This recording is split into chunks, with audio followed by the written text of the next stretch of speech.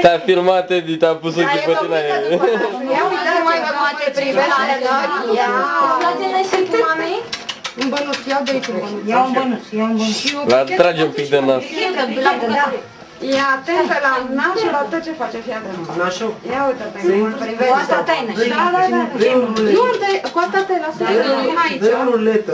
Și îmi trebuie o brichetă. Dar acum ce rămână, 40. Ca să punem ce ia uite-te, mai încântat. Ce scumpă e. Suflăm? Suflăm? De nu nașe să suflă. Ia suflă nașul. Bogdane, filmează tot, nu pierde nicio secundă. Stai, să mă văd. Uite, taci. Ce să filmez? Andreea! Ce faci acum? Andreea! Da, da, Și acum să tu... Bate, bate pălmuțele! Bravo! Păi nu mai întărește? Andreea! Bravo!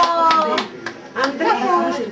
E prea multă lume și e derutată. E derutată. Acum, păi așa nu derutată, ea e cu ochii pe nașul și gata. Trebuie să stea pe galea ta bună.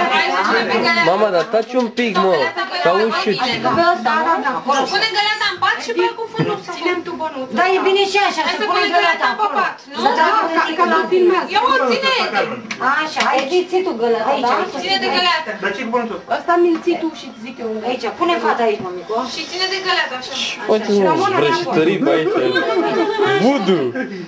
Așa, mă. Dă-mi mie bănuțul. Voodoo moț. Așa și din nu te Bogdane, dă-te jos și nu și filmează din față. Vezi să vadă fata. Da, domnule, filmeze. Și să ai Vină pe aici și... Ce am ăștia cu tine?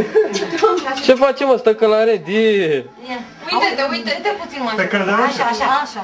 Vezi, rămână ținut. Andreea! Asta e normal să plângă Aoleu, ți-a tăiat moțul.